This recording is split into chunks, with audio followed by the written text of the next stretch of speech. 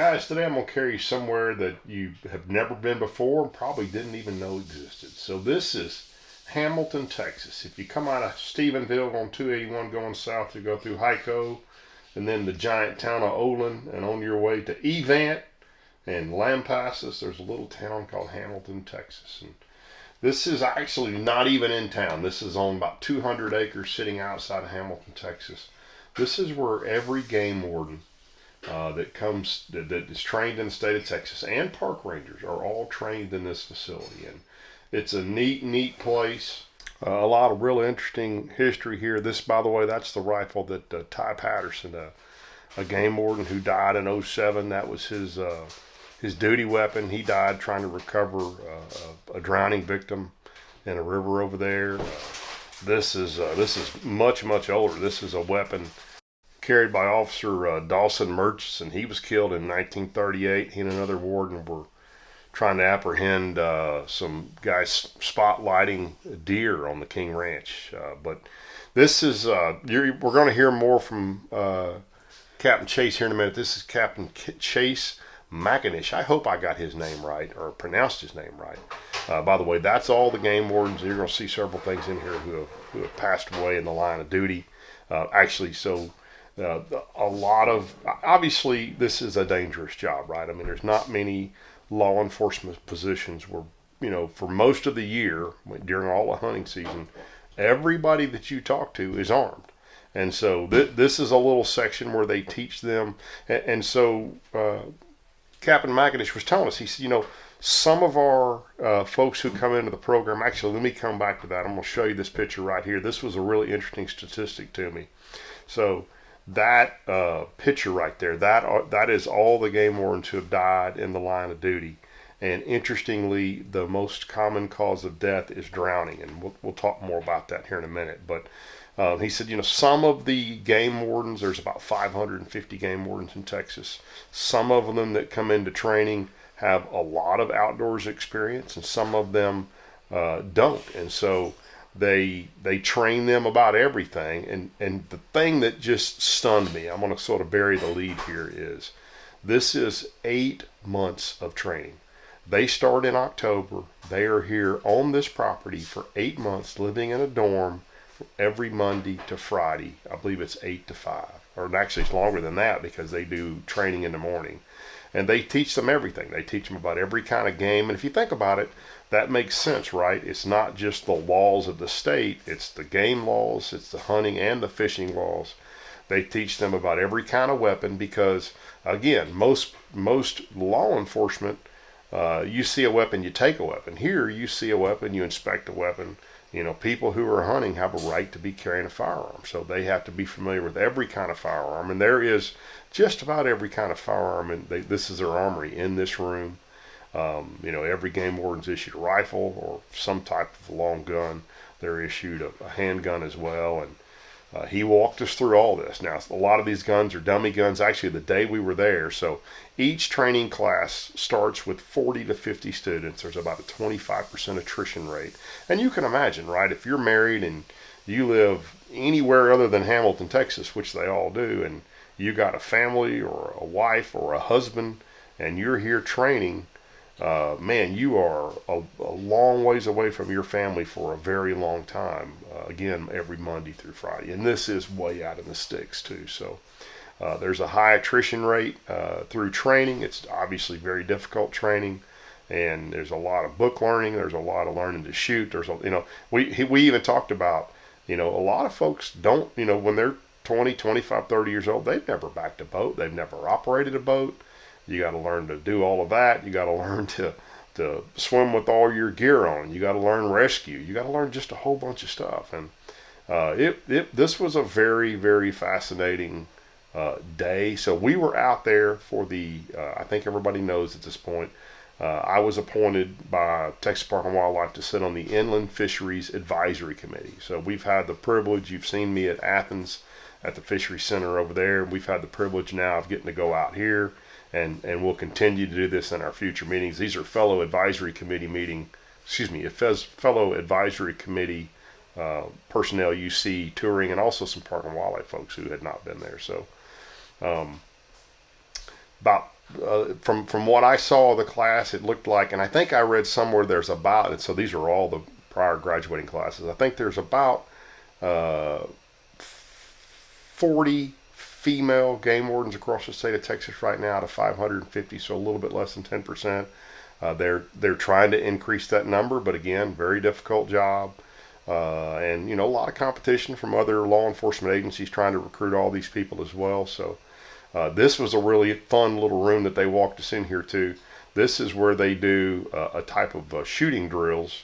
I thought of it as the old duck hunt game, but I'll show you what this looks like right here. I think the captain told us here that the red dots are new to all their weapons in the very recent past. So all the service weapons now have the red dot sights on them.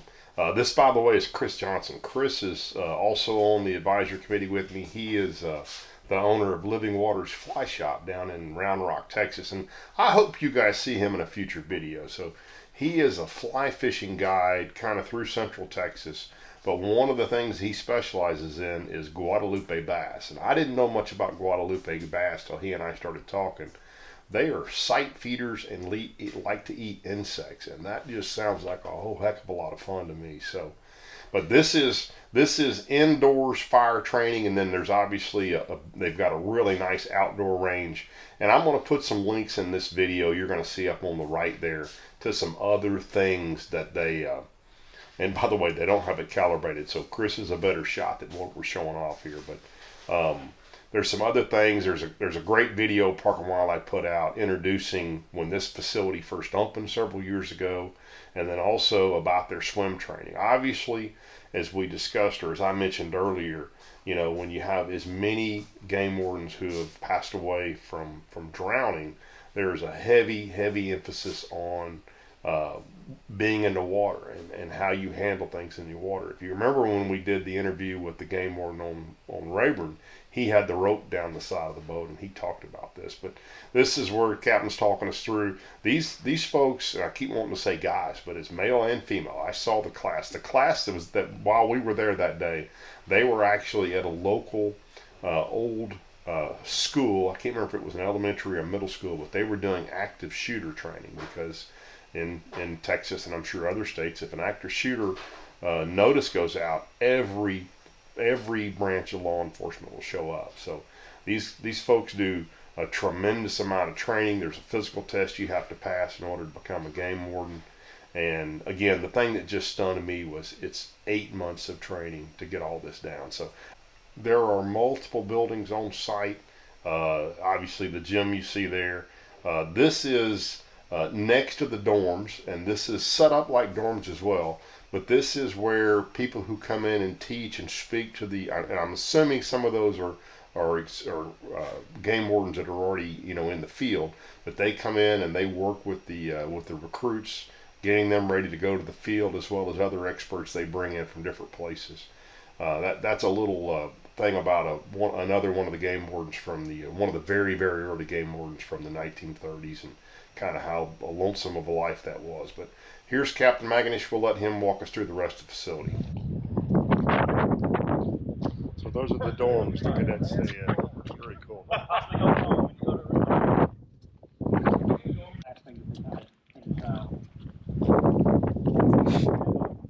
Texas Monthly is actually coming on Thursday.